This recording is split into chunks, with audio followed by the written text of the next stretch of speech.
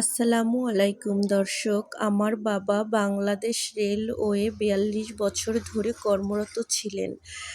কর্মরত থাকাকালীন অবস্থায় তিনি বাংলাদেশ রেলওয়ের বিভিন্ন জায়গায় বিভিন্ন স্টেশনে জব করেছেন। শেষ কার্যদিবস পর্যন্ত তিনি খুলনা রেলওয়ে স্টেশনে কাজ করেছেন। আজকে খুলনা রেলওয়ের কর্মকর্তা-কর্মচারীবৃন্দ তার জন্য বিদায় সংবর্ধনার আয়োজন করেছে। তার কিছু অংশ আপনাদের সাথে আমি শেয়ার করলাম।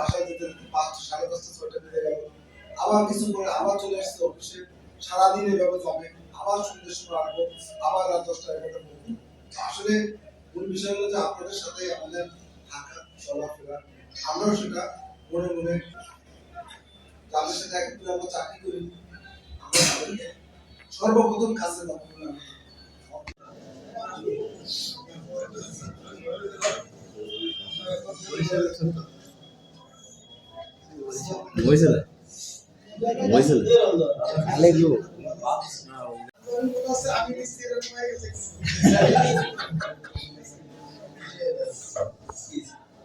সুস্থতা থাকবে বেশি, নিরিবিলি বসে থাকবেন, দেখবেন যে আপনার বিভিন্ন অসুস্থতা আরো বেশি জেগে ধরবে। উনি বিভিন্ন ভাবে বলছেন যে স্যার তাইলে আমার ট্রেনের রানিং ডিউটি আমার জন্য এখন অনেক কষ্টকর হয়ে পড়ে। আমি তাকে পরামর্শ দিয়েছি যে আপনি পার্কশিপে যান, ডিই স্যারের সাথে আলাপ করে, এবং আমি ব্যক্তিগতভাবে আপনাকে বলে দেবো যাতে আপনাকে কোনো হালকা কোনো ডিউটিতে রাখা যায়, যদি সেটা ট্রেন লাইটিং হোক অথবা কর্মরত যারা ছিলেন সবটার সময় এই ৪২ বছর ধরে, আর অনেকেই হয়তো কর্মরত ছিলেন, তারা উপস্থিত নেই। এখন যারা আছে তারা নতুন। এখানে তারা আমার বাবাকে সম্বর্ধনা দেওয়ার জন্য এসেছে। সর্বপ্রথম আমি তাদের প্রতি কৃতজ্ঞতা বোধ জানাচ্ছি।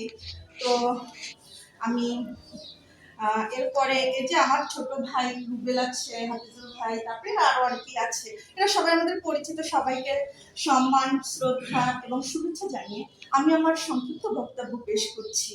আমার বাবা আপনাদের সাথে দীর্ঘদিন কাজ করেছে, ৪২ বছর, হয়তো আপনাদের সাথে কিছুটা সময়।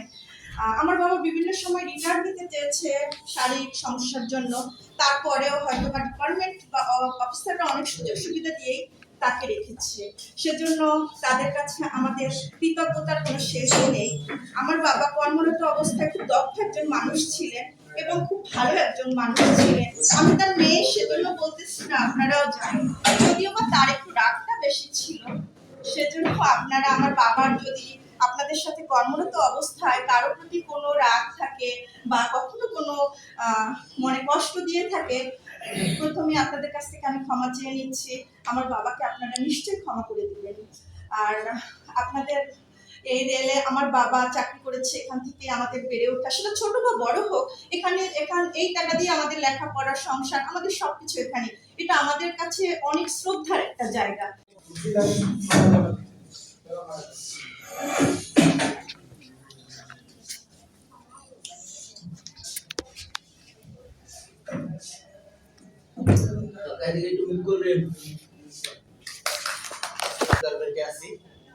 ডিপার্টমেন্টাল ছেলে হিসাবেই আছি।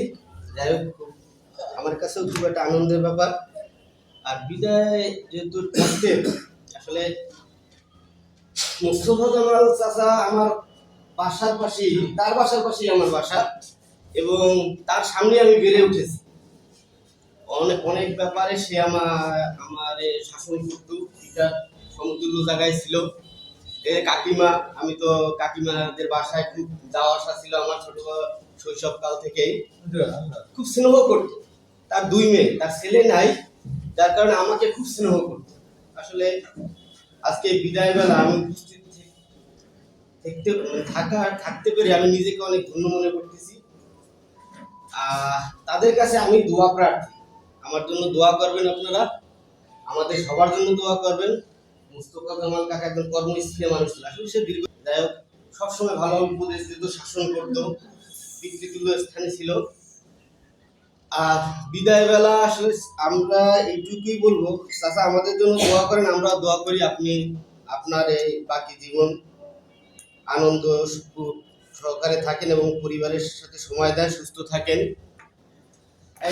আসলে ভারাক্রান্ত মনে কি বলবো, এইটুকুই বলার, তা বলা উচিত তাই বললাম দাঁড়িয়ে। ছোট মানুষ, ভুল ত্রুটি হলে ক্ষমা করে দিয়ে আর আমাদের জন্য দোয়া করেন। এই বক্তব্য রেখেই আমি আমার বক্তব্য শেষ করলাম। আল্লাহ হাফেজ, আসসালামু আলাইকুম। অনুষ্ঠান শুরু করতে আমার আরাফাত ভাই, বড় বাবা।